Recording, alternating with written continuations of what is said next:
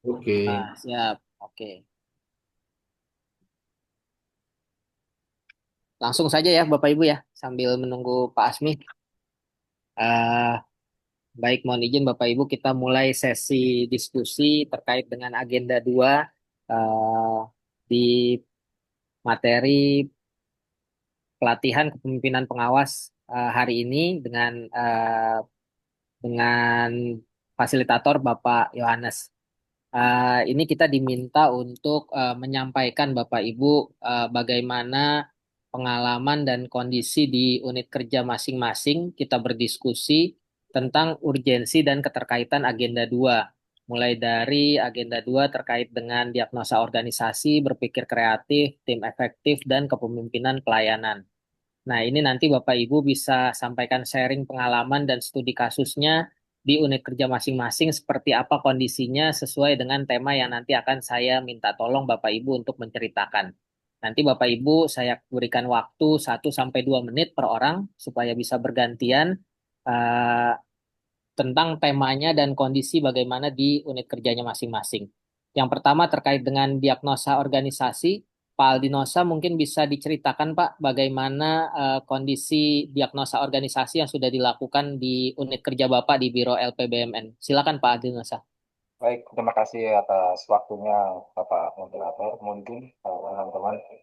Jadi terkait masalah diagnosa di Biro LPPNN, jadi izin kami cerita sedikit terkait juga masalah pengadaan barang dan jasa di lingkup Kementerian Perhubungan ini. Uh, Secara umum, memang ini adalah seperti kayak rutinitas yang biasa kita laksanakan setiap tahun. Namun ada beberapa peraturan yang mendasari peraturan Perpres yang sekarang terakhir adalah 46 tahun 2025 itu terkait pengadaan dan jasa sebagaimana telah mengubah Perpres nomor 16 tahun 2014. Jadi ada beberapa uh, namanya ada beberapa isu strategis yang menjadi permasalahan dalam pengadaan barang dan jasa di lingkungan Kementerian Perhubungan. Salah satunya adalah mungkin pengadaan barang lebih atas 400 juta baru menggunakan baru difasilitasi oleh kelompok kerja. Kalau di bawah itu bisa uh, pejabat pengadaan. Jadi itu adalah salah satu poin seperti itu diagnosa permasalahan. Terkait permasalahan tersebut, yang biasa kami hadapi adalah para pelaku pengadaan biasanya enggan untuk melakukan peningkatan kapasitas diri. Jadi teman-teman pelaku pengadaan, baik itu Pokja, BPK, PT, ataupun KPA sekalipun itu kurang tanggap dalam dalam melakukan upaya upaya untuk menyelesaikan masalah ataupun upaya untuk meningkatkan kapasitas. Jadi kalau tempat kami di Biro LPMN adalah hal yang mendasar untuk bagaimana cara upaya teman-teman para pelaku pengadaan untuk bisa meningkatkan kapasitas diri. Jadi itu adalah hal yang paling mendasar yang akan kami upayakan untuk Ih, ganteng banget. Itu ada Maruda ya. baik. Gitu. Itu yang dapat kami sampaikan Di untuk Zoom. Pak Habib itu yang awal. Heeh. Baik, terima pengadaan kasih. pengadaan Ayo udah sehingga betul. Terima, ya, terima kasih Pak Aldinosa. Pas 2 menit ini waktunya untuk Pak Aldinosa. Terima kasih pengalaman sharingnya tentang diagnosa organisasi di Biro LPBMN. Selanjutnya masih terkait dengan diagnosa organisasi, mungkin kita ambil satu kasus lagi. Pak Wahyu mungkin bisa sharing Pak Wahyu bagaimana di Biro Umum terkait diagnosa organisasi yang sudah dilakukan. Silakan Pak Wahyu. Terima kasih Bapak Moderator. Assalamualaikum warahmatullahi wabarakatuh. Eh, Mohon izin terkait diagnosa organisasi. Mungkin pada saat ini kan saya bertugas di Tata Usaha Wakil Menteri. TU Menteri Wakil Menteri ini terbilang baru ya maksudnya untuk pembentukannya. Pertama kali saya masuk di sana itu saya pertama tuh memeriksa struktur organisasi dulu. eh, Seperti apa yang sudah berlaku di sana karena sempat kosong nih setelah pengangkatan wakil menteri ini sempat kosong sampai sekitar mungkin 5 bulan di sana gitu. Nah, yang kedua saya coba lihat proses kerjanya di sana seperti apa. Nah, saya cek juga SDM teman-temannya di sana kekuatannya berapa. Lalu saya coba eh, apa namanya mendiagnosa eh, organisasi di sana. Nah, yang pertama memang saya lihat belum di sana tuh belum tertata masalah apa namanya tanggung jawab beban kerja di sana itu. Jadi eh, apa namanya kegiatan wakil menteri ini terbilang lumayan banyak ya dan saya lihat hanya ada 2 orang yang eh, di ditugaskan sebagai protokoler wakil menteri gitu. Nah, kami lihat memang beberapa kegiatan mungkin bisa berjalan dengan baik, tapi pada saat kegiatan itu padat sekali memang eh, agak kebingungan di kami ini harus bagaimana jalannya dan tidak mungkin juga kami menyuruh teman-teman yang sudah di lapangan segera menuju ke tempat titik titik berikutnya gitu dengan terserah dah apa namanya mungkin dengan naik motor atau naik mobil atau apa gitu ya dengan kecepatan yang tidak teratur gitu ini membahayakan juga.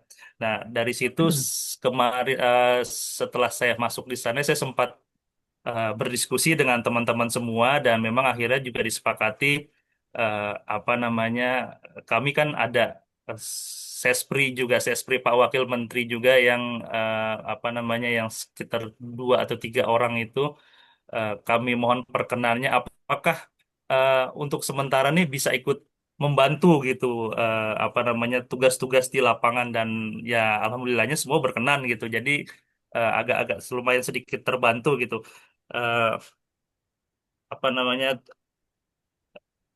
hambatan-hambatan seperti kegiatan terutama di weekend ataupun tiba-tiba kami dapat disposisi dari sesprinya Pak Menteri kalau Pak Wakil Menteri harus mewakili ke sini dan bentroknya kegiatan-kegiatan yang sudah disusun. Nah, itu dari situ memang kami mulai merapihkan lah apa namanya beban kerja masing-masing, tanggung jawab masing-masing di samping tanggung jawabnya mereka yang sebagai sespri, yang sebagai aspri ataupun ajudan gitu, Pak. Baik. Sementara Ya. seperti itu, Pak. Terima kasih, Pak. Baik, terima kasih Pak Wahyu. Jadi terkait dengan jumlah SDM dan pembagian tugas ya Pak Wahyu ya. Baik, terima kasih.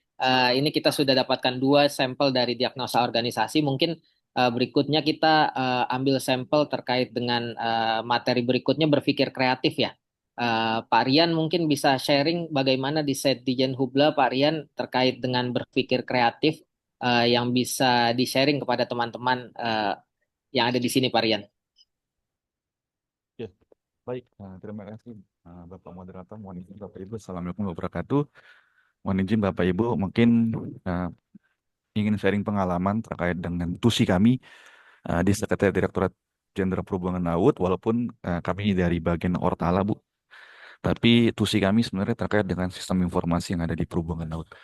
Jadi, seperti yang kita ketahui Bapak Ibu bahwa saat ini program dari pemerintah ya, dari eh, Bapak Presiden dan juga dari nasional adalah melakukan peningkatan pelayanan publik melalui penyederhanaan aplikasi. Pelayanan aplikasi itu juga sudah diturunkan oleh pembina TIK di Kementerian Perhubungan yaitu melalui Pusdatin dengan skema yang dinamakan Portal Layanan dan Data Bapak Ibu. Nah, di sini konsep yang kreatif yang ingin kami sampaikan ataupun kami coba tawarkan kepada organisasi perhubungan laut adalah melalui aplikasi yang dapat dilakukan secara kolaboratif, baik pembangunan, pengembangan maupun pemeliharaan ya Bapak Ibu. Jadi tahapan kami dalam mencoba menyampaikan konsep penyadaran aplikasi ini, pertama juga kami melihat dari beberapa teknologi yang saat ini sedang berkembang yang dimungkinkan untuk dari sisi kinerja maupun dari sisi kolaborasinya dapat dimungkinkan untuk diterapkan pada sisi perhubungan laut khususnya. Dari situ kami juga sudah mencoba untuk melakukan pembuatan roadmap maupun timeline untuk pekerjaan pembangunan ini dalam jangka waktu 5 tahun ke depan. Dari turunan timeline juga kami sudah koordinasikan dengan tim SPBE nasional yaitu tim sistem pemerintah berbasis elektronik yang terdiri dari 3 kementerian atau lembaga. Pertama dari Kementerian Komdiji, kedua dari Kementerian Pan-RB, dan terakhir dari Bappenas. Nah, di situ sudah kami mendapatkan istilahnya adalah clearance TIK untuk dapat melanjutkan inovasi yang coba kami tawarkan. Dan juga ada kewajiban pada saat ini adalah untuk mendaftarkan seluruh aplikasi yang akan bersifat di pemerintah itu ada bersifat publik. Kalau di swasta sifatnya private. Jadi PSE, penyelenggara sistem elektronik, lingkup publik dan lingkup uh, private. Nah, di pemerintah ini lingkupnya publik, Bapak Ibu. Itu juga kewajiban untuk didaftarkan dan mendapatkan nomor tanda pendaftaran aplikasi penyelenggara. Itu juga Ya. kami coba lakukan sampai di situ, dan mungkin implementasinya akan coba diselesaikan dalam waktu yang disepakati dengan pembina di tingkat TIK. Mungkin itu Pak Moderator yang bisa kami sampaikan terkait dengan inovasi yang berpikir kreatif yang ada di perhubungan laut khususnya. Terima kasih. Baik, terima kasih Pak Rian. Jadi kolaborasi dan timeline yang diperhatikan ya terkait dengan berpikir kreatif yang ditekankan di Sedijen Hubla. Terima kasih sharingnya Pak Rian. Mungkin berikutnya di KSOP Banten mungkin ada pengalaman berpikir kreatif Pak Yuda yang bisa disampaikan untuk sharing kepada kami. Silakan Pak Yuda. Baik, terima kasih.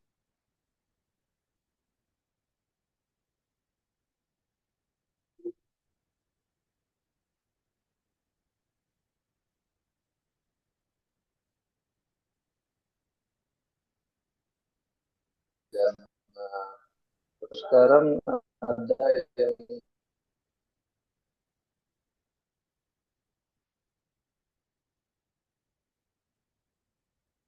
Izin Pak Yuda, suaranya hilang. namanya apa Gojek. Kita mungkin nggak nyangka kalau Bluebird itu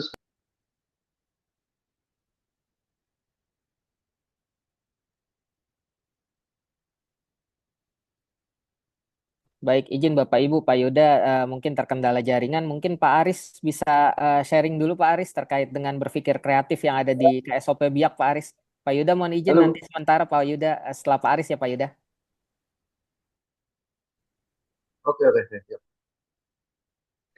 Oke, Silakan Pak Aris. selamat siang Pak Moderator. Selamat siang juga untuk teman-teman semua yang di room. Saya mau ngangkat aja di sini masalah PNBP di KSOP kelas 3 Biak. Jadi PNBP kami itu ada di target dari pemerintah, Dirjen Hubla, itu 2 miliar.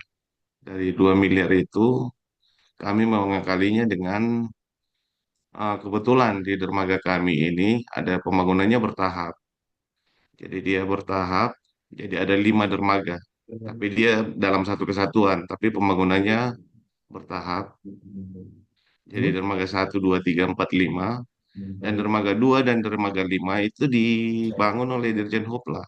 Jadi bukan oleh BUP, bukan oleh Pelindo. Jadi dermaga 2 dan 5 itu belum di MOU kan. Itu belum di MOU kan, jadi Ada SE-nya. untuk pemeliharanya masih dari Pelindo melempar, sering melempar ini masalah itu bahwa itu bukan dermaganya dia. Jadi untuk pemeliharaannya mereka tidak ini. Jadi kami ngekali dia. Jadi kami ambil PNBP-nya dari kapal-kapal yang bersandar di luar, kapal-kapal yang bersandar di luar pelabuhan. Tetapi kami ambil PNBP-nya, kami hitunglah ini tambatnya untuk dermaga kami. Jadi mungkin itu yang saya bisa sampaikan di sini, Pak Moderator. Saya kira itu saja. Terima kasih, Pak Moderator. Baik, terima kasih Pak Aris terkait sharingnya. Jadi berpikir kreatifnya terkait pemenuhan capaian target PNBP ya Pak yang ditetapkan pada KSOP Biak. Mungkin Ya. satu lagi tadi Pak Yuda agak tertunda. Pak Yuda, silakan Pak Yuda berpikir kreatif yang sudah dilakukan di KSOP Banten mungkin bisa sharing kepada kami Pak Yuda. Baik, Assalamualaikum warahmatullahi wabarakatuh. Terdengar Waalaikumsalam. Pak Moderator? Jelas Pak Yuda. Baik, terkait berpikir kreatif, menurut saya berpikir kreatif itu sangat penting di era sekarang Pak, karena dunia terus berubah, terus menuntut kita beradaptasi dan berinovasi. Kita tahu sekarang ada aplikasi yang namanya Gojek. Yang kita mungkin nggak nyangka kalau Bluebird dikalahkan sama Gojek sekarang ini, nama aplikasi aja kan.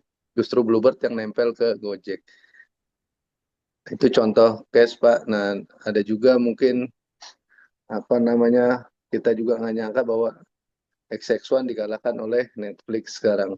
Nah, kalau kita kaitkan dengan kegiatan di SOP Banten, Pak, ada contoh kasus kita dalam penyelenggaraan angkutan lebaran, di mana kita tahu bahwa Pelabuhan Merak setiap tahunnya sering mengalami kemacetan pada masa-masa angkutan lebaran.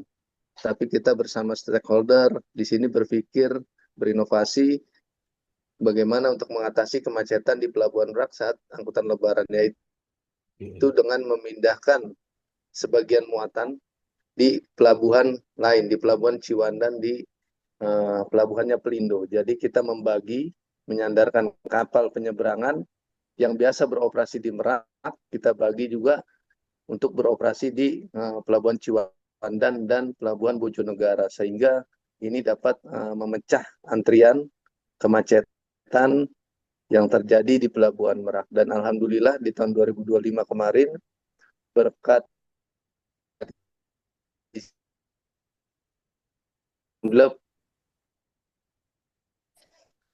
angkutan laut macam antrian tidak hanya berfokus di Merak, tetapi ada di Ciwandan dan di Bojonegoro, dengan membagi jenis-jenis kendaraan yang akan masuk ke pelabuhan. Mungkin itu Pak contoh kasus yang ada di unit kerja kami. Terima kasih. Baik, terima kasih Pak Yuda sharingnya tentang berpikir kreatif di KSOP Banten ya Pak. Ini alternatif untuk mencari solusi ya Pak, berkolaborasi dengan berbagai subsektor untuk pemerataan beban pelabuhan, tidak hanya di Merak tetapi di sharing ke yang lain. Terima kasih Pak Yuda sharingnya. Mungkin kita berlanjut ke tema yang berikutnya ya. Ini karena agenda 2 ada juga tema tim efektif dan kepemimpinan pelayanan. Mungkin Bu Uun bisa menyampaikan Bu Uun terkait dengan tim efektif yang sudah dibentuk di Inspektorat, pengalamannya seperti apa Bu Uun. Terima kasih Bu Uun. Silakan Bu.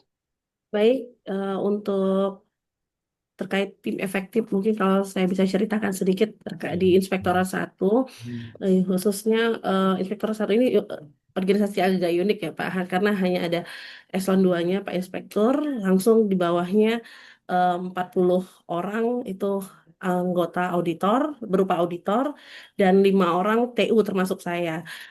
Di mana saya mau sebagai Kasubag Tata Usaha saat ini dengan 5 secara real di nominatif itu hanya 5 pegawai.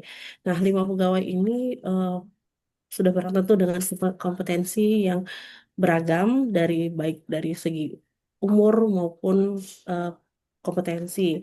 Nah, hal ini pada saat saya masuk di sini, apabila saya hanya mau mengefektifkan hanya 5 ini, sangat saya kurang terbantu ya Pak, karena dengan kondisi TUSI, karena jatuhnya kami kan sebagai eh, mediator antara auditor dan inspektur, dan dari sebagai TU ini sebagai jembatan pada kami inspektorat ke Sesijen selaku manajemen.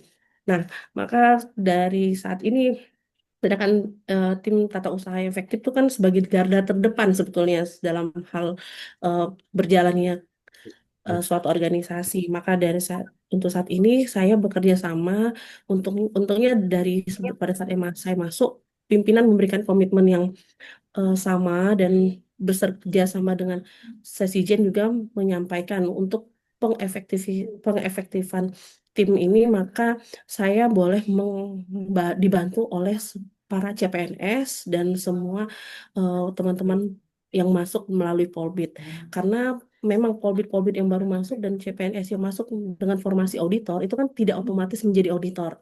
Jadi selama mereka belum menjadi auditor, pada masa proses inilah mereka memang dengan nomenklaturnya sebagai auditor, tetapi mereka membantu keTU-an, Pak. Jadi itu yang jadi digunakan sebagai salah satu strategi dalam tetap untuk membantu, dan mereka pun bagi mereka sebagai pembelajaran. Jadi dalam hal ini saya sebagai tata usaha memberikan penjelasan melalui pembagian peran yang tepat, terus melakukan komunikasi dan koordinasi yang terbuka, dan dalam bekerja kami selalu melakukan mengingatkan selalu bekerja dalam tim dan budaya untuk saling mendukung ya Pak.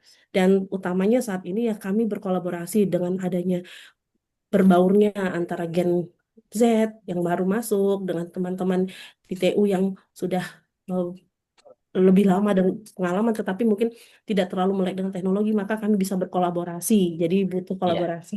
Itu aja Pak, gitu. baik. Izin. Terima kasih banyak Bu Un sharingnya. Jadi di inspektorat ini agak unik ya Bu. Ya Jumlah Pak, SDM-nya yang agak minim. Jadi harus ada kolaborasi, pemberdayaan talenta-talenta muda siap dan betul Pak. sifatnya gotong royong ya Bu. Iya, betul. Terima kasih Bu Un.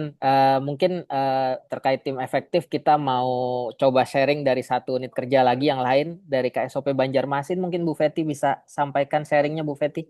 Siap Bapak, terima kasih Bapak Moderator. Mohon izin, saya dari KSOP Banjarmasin berkenaan dengan tim efektif Kepala Seksi Status Hukum Kapal, merujuk pada kelompok atau personel yang bekerja sama dalam unit kerja Seksi Status Hukum Kapal, di mana kami mempunyai tugas untuk mengelola dan memastikan kepatuhan status hukum kapal melalui proses adanya sesuai tusi kami, yaitu pengukuran kapal, penyiapan bahan pelaksanaan pengukuran, lalu pendaftaran dan balik nama kapal, pengajuan hipotek kapal, penerbitan surat tanda kebangsaan, dan penggantian bendera kapal, serta pemasangan tanda selar.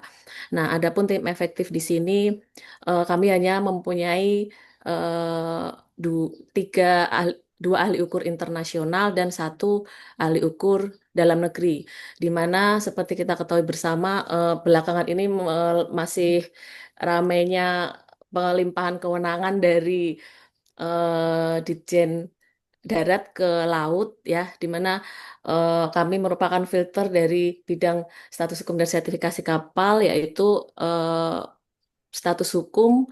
Untuk pertama kali kita lakukan pengukuran itu kami terkendala SDM yang terbatas karena kami hanya mempunyai satu ahli ukur dalam negeri dan dua ahli ukur internasional. Jadi dan kemudian dua orang pejabat pendaftaran dan balik nama kapal. Nah, mungkin keterkaitannya dengan tim efektif ini, kami mempunyai seperti apa ya tadi dari Bu Uun sampaikan, kami melakukan kolaborasi karena hanya mempunyai satu CPNS dari kami, dan itu pun belum bisa dikatakan sebagai ahli ukur kapal untuk membantu pekerjaan kami ya, karena belum melakukan diklat, belum melakukan pendidikan khususnya untuk tim teknis seperti kami. Lalu untuk pejabat pendaftar kami tidak mempunyai penambahan SDM Pak sampai saat ini Pak. Iya, Nah, gitu aja sih. Mungkin terima kasih Pak sharingnya. baik. Berarti sama ya yang di administrasi dan yang di teknis, Iya, tusinya banyak, SDM-nya minimal ya Bu Feti ya. betul Bapak Iya, Moderator. jadi harus membangun tim efektif yang berkolaborasi dengan tim-tim yang lain serta memberdayakan talenta-talenta yang ada walaupun masih sifatnya membantu. Terima Ya. kasih Bu Un dan Bu Feti sharing terkait tim efektif. Mungkin agenda yang terakhir terkait dengan kepemimpinan pelayanan. Mungkin Pak Rahman dari KSOP Tanjung Pakis, Pak. Izin Pak bisa sharing terkait dengan kepemimpinan pelayanan yang ada di KSOP Tanjung Pakis, Pak. Baik, terima kasih Bapak Ibu sekalian yang saya hormati. Terima kasih atas kesempatan yang diberikan oleh Pak Fadli selaku moderator. Izin menyampaikan terkait dengan eh, poin kepemimpinan melayani atau pelayanan ini eh, sangat eh, oleh pimpinan kami di KSOP Tanjung Pakis itu sangat diterapkan. Karena memang kalau kita bicara tentang kepemimpinan melayani adalah paradigma yang cukup berbeda dari kepemimpinan tradisional.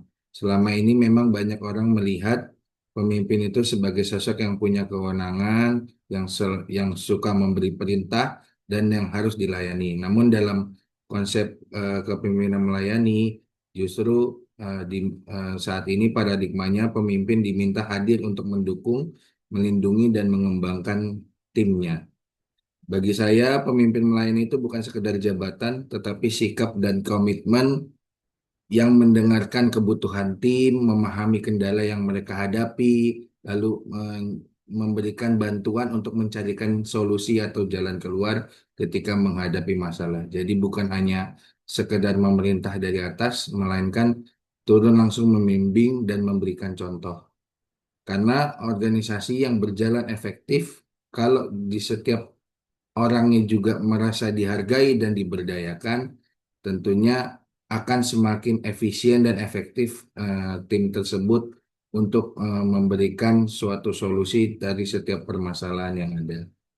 Pemimpin yang melayani juga harus bisa menciptakan rasa aman, membangun kepercayaan, dan menumbuhkan motivasi sehingga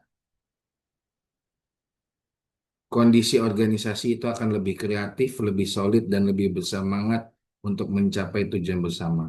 Dalam pelayanan publik, bisa kita berikan contoh kepemimpinan melayani itu adalah untuk membuat kita sadar terkait dengan esensi dari tugas pokok yang kita miliki untuk bukan hanya sekedar untuk mencari eh, kenyamanan pribadi, tapi untuk memastikan bahwa masyarakat benar-benar merasakan manfaat dari program-program yang kita canangkan.